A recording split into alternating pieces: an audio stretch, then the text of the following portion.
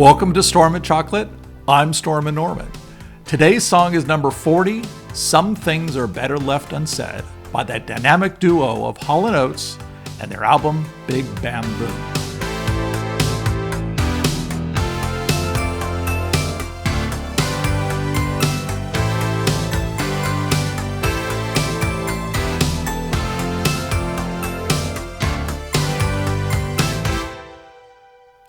Daryl, Hall, and John Oates, or informally known as Hall Oates, are the best-selling musical duo of all time with a staggering number of monster hits, as stated by Rolling Stone magazine at the time of their induction into the Rock and Roll Hall of Fame in 2013. In the U.S., 29 of their 33 singles from 1974 to 91 charted in the top 40, with 6 of those hitting number 1. 7 of their albums are certified platinum, and an additional 6 certified gold. Many of these hits became iconic, meaning that they resonated through society through the generations due to either their meaningful lyrics, catchy melodies, or both. The most recent example that popped up on my YouTube brownies was... What the fuck? What does it say brownies? Why does it say brownies? YouTube brownies? Must be browser. Change it to browser. No. That's really weird. The most recent example that popped up on my YouTube browser was the rendition of Maneater from the movie No Hard Feelings. I love many of the group's singles, from She's Gone off their second album, 1973's Abandoned Luncheonette, through today's song, Some Things Are Better Left Unsaid, from their final great album, 1984's Big Bam Boom. And although they'd release another 6 studio albums through 2006 and a couple dozen singles through 2016, this album represents the closing bookend on their massive success. Hall & Oates had, to my mind, 4 phases to their collaboration. The first phase starts with their debut album, 1972's Hall Oates, and ends with 1975's eponymous album, Daryl, Hall, and John Oates. The 4 albums through this time contain some good songs, but it is characterized as just before their breakout. The second phase starts with 1976's Bigger Than Both of Us, which contains their breakout, Rich Girl, which made the public stand up and take notice. While their next 2 albums, 1977's Beauty on a Backstreet and 1978's Along the Red Edge, did not spawn any successful singles, 1979's Ecstatic did and reflected the next turning point. For reference, Ecstatic contained their next hit, the top 20 single, Wait For Me. This shoehorns us into Phase 3, the era of massive success. Do that over. The era of massive success. This starts with 1980's Voices, followed by 81's Private Eyes, 82's H2O, and 1984's Big Bam Boom. Between these last 2, they released their first greatest hits collection, Rock and Soul Part 1. During this time, they had 14 top 40, a dozen top 10, and 5 number 1 singles. The number 1s include Kiss on My List, Private Eyes, the aforementioned Maneater, I Can't Go For That, and Out of Touch. Many times when an artist releases a greatest hits album, it's oftentimes a scramble by the record company to capitalize on a band's catalog during either a gap in the band's output, like after a breakup, or during a slide in success to try to rekindle the magic in lieu of the marketability of the studio output. Rock and Soul Part 1 was neither of these and actually included 2 new top 10 singles in 1983. And the following year's Big Bam Boom was also a huge success, being certified as their second double platinum album in a row. But this was really the end. And Phase 4, beginning with 1988's Oh Yeah, after a 3-year break, started the slow decline.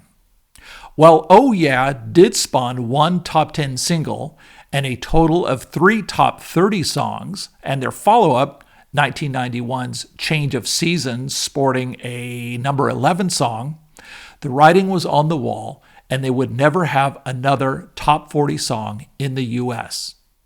The Hall Oates canon has 4 songs that make this list, songs that I actually love, but it is still full of songs I really like Sarah's Smile, Rich Girl, and You Make My Dreams, among others.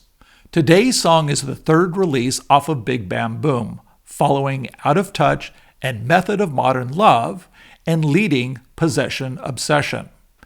These 3 hit number 1, number 5, and number 30 respectively, with some things hitting number 18. Structurally, the song is similar to Structurally, the song is similar to 1973's She's Gone and 1980's Every Time You Go Away, in that it is a relatively slow song with an extended startup. It's a full 32 seconds before we get the first proper vocal in this 5.5-minute song. She's Gone takes the same 32 seconds in the 3.5-minute length, while Every Time takes 54 seconds. I think I'm starting to see a pattern here. As a side note, Every Time You Go Away was not released as a single by Hall Oates on their Voices album in 1981, but a cover recorded by Paul Young for 1985's The Secret of Association hit number 1 in the US and number 5 in the UK. It also garnered him the 1985 Brit Award for Best British Male Vocal and Best British Video the following year. That said, his version was a bit too much 80s pop for me, and I much prefer the soulfulness of Daryl Hall's performance. I'll leave it to the professor of rock to cover the Paul Young version. There's a video for Hall & Oates original just like there were for the other 3 singles. I like the video, but it really only has the strength of having introduced me to the song. The music starts about 50 seconds into the clip, and it is only a little over 5 minutes long, so obviously they had to cut about a minute out of the album version. The song has an A-B verse-chorus structure, and the choruses are longer than the verses, but that's just the nature of the choruses. The 5-line verses don't really rhyme, except for the first 2 lines, but the way Daryl sings them makes this not matter. Overall, the verses cover perhaps a depressive state of the protagonist once he's become more conscious of the state of what we might call a woke attitude. The first verse covers his own position as being in a dark place but having the shades pulled away.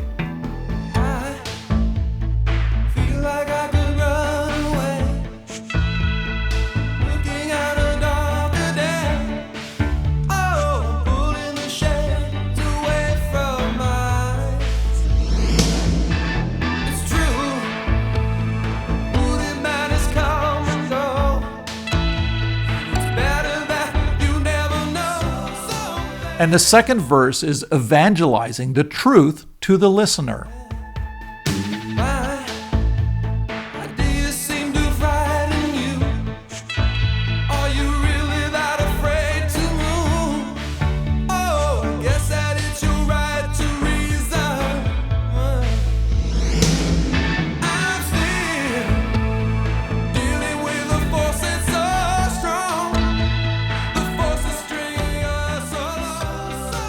And the choruses are describing the unseen facts of life that perhaps are responsible for the darkness, describing how people act or fail to act in order to protect themselves and to protect others through their inaction.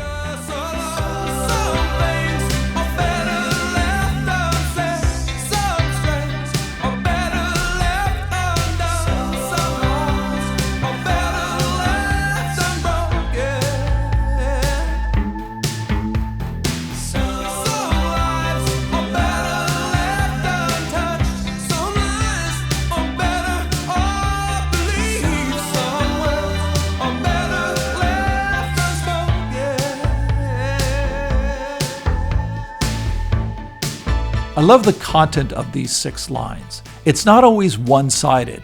Some things are better left unsaid is from the giver's side, while some lies are better off believed is from the recipient's side.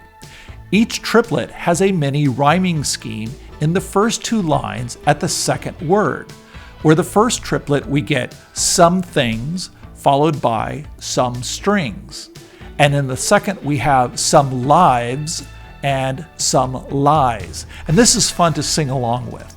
And speaking of these 2 words, they make up the balance of what the background vocals are doing. In each triplet, they only sing the first 2 words of the first and third lines very languidly. Songwriting is credited solely to Daryl. Big Bam Boom, as its name implied, is very drum-centric. The album cut of the first single, Out of Touch, also includes an extended drum intro called Dance on Your Knees. One might assume this was a statement from the time about breakdancing. Some Things also favors a lot of percussion in the break between the second chorus and the outro being mostly an extended chorus. I was always a much better air drummer than an air guitarist, so the drums during this break have a lot of appeal. The album features the most successful core of Hall Oates bandmates, with G.E. Smith on lead guitar, Tom T-Bone Woke on bass, and Mickey Curry on drums. In the video, Daryl is playing guitar whilst singing lead. I believe the 6th crew member in the video is Charles DeChant, who plays sax on this album, or at least IMDb says it is. Charlie was responsible for that great sax on Maneater. Not long after the tour for the album, G.E. Smith was hired by the returning Lorne Michaels to be band leader on Saturday Night Live, a job he held for a decade, and he brought T-Bone Woke with him. Smith was introduced to Michaels by his then-wife, Gilda Radner, who was in the cast during the first couple of seasons of SNL. Gilda, who was acting in movies in the early 80s, met Gene Wilder on the set of Hanky Panky, and whom she would marry 3 years later, after her marriage to Smith fell apart. Small world. Well, that's it for Some Things Are Better Left Unsaid from Hall & Oates' 1984 album, Big Bam Boom. Next time, we'll see if the dream is always the same or if it's just a risky business thinking so. We'll see you then. Bye-bye.